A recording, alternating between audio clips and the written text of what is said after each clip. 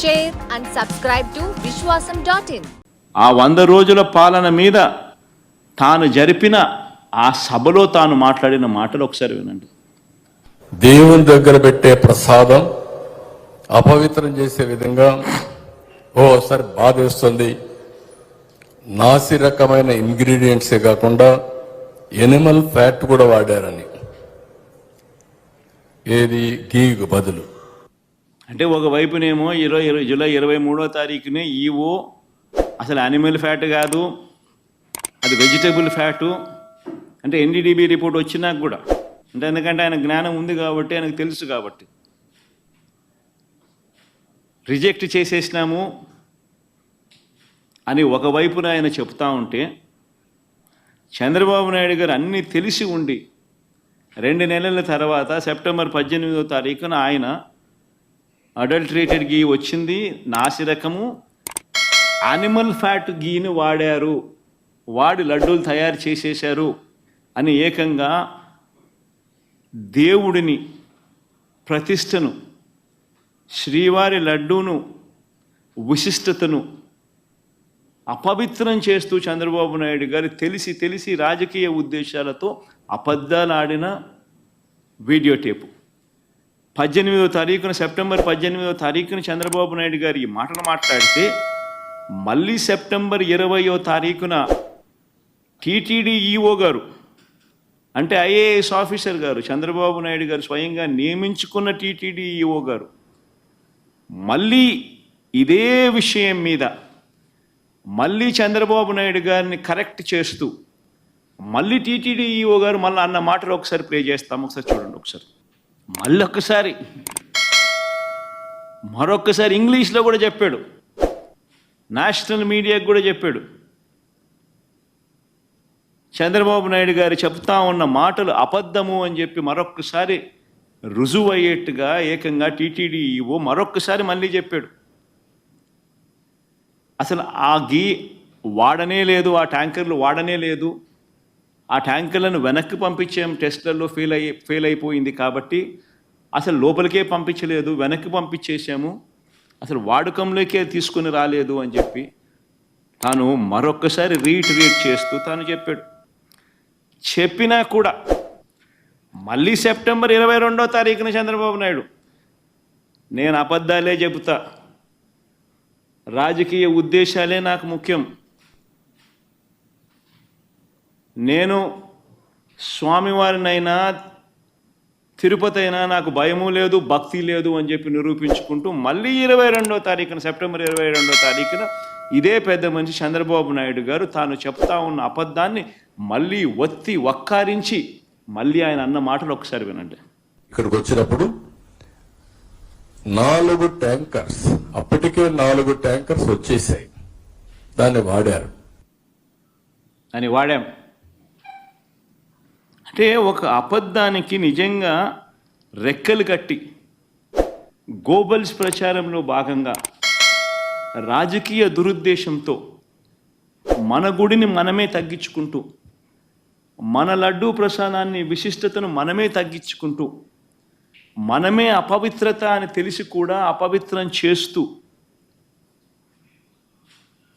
కోట్ల మంది భక్తుల మనోభావాలతో ఆడుకుంటూ ఈ పెద్ద మనిషి గోబల్స్ ప్రచారంలో భాగంగా వెనక్కి తగ్గకుండా, దేవుడంటే భయము లేకుండా, దేవుడంటే భక్తి లేకుండా ఏ రకంగా తన అడుగులు ముందుకు వేశాడు అన్న దానికి మరో నిదర్శనం ఇది.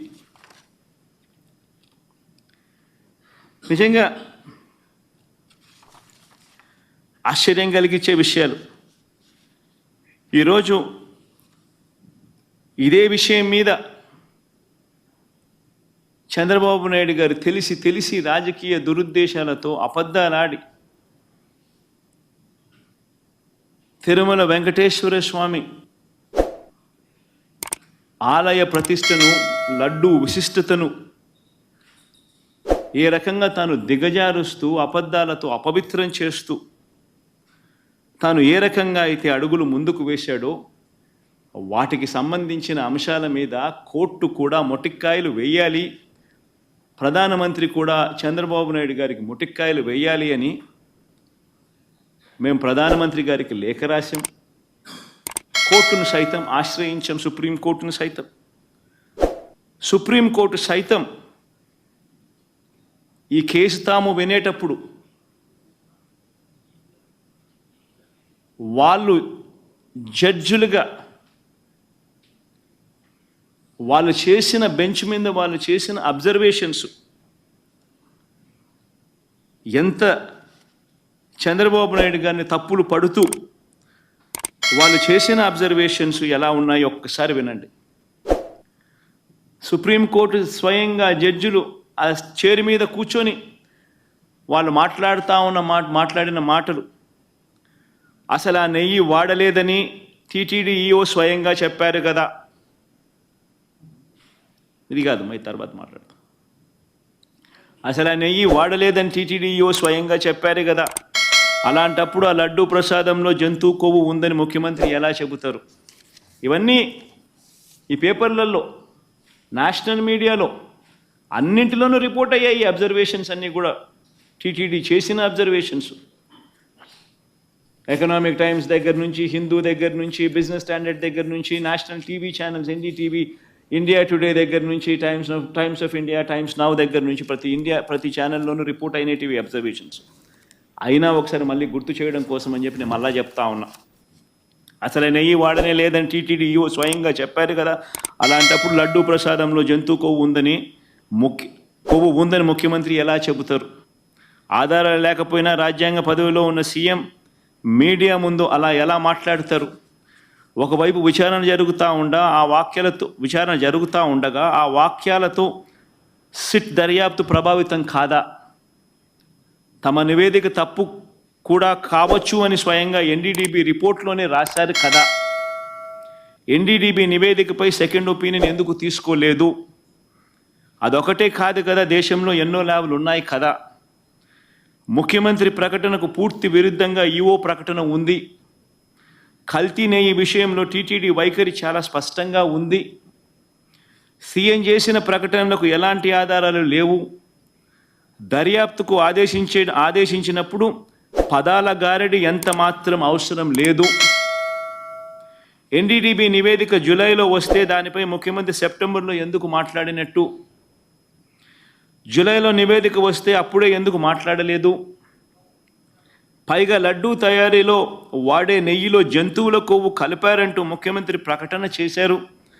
అసలు ఆ ప్రకటన చేయడానికి ముఖ్యమంత్రి వద్ద ఉన్న ఆధారాలు ఏమిటి? ఆ లడ్డూను పరీక్ష కోసం సెకండ్ ఒపీనియన్లో భాగంగా వేరే ల్యాబ్కు ఎందుకు పంపలేదు? మీడియాతో మాట్లాడడానికి ముందు లడ్డూలను పరీక్షించడం సరైందని సీఎం భావించలేదా? అసలు బహిరంగ ప్రకటన ఎందుకు చేయాలి? బాధ్యతాయుతమైన పదవిలో ఉన్నవారు అలాంటి ప్రకటనలు చేయొచ్చా? దానివల్ల సిట్ దర్యాప్తు ప్రభావితం కాదా?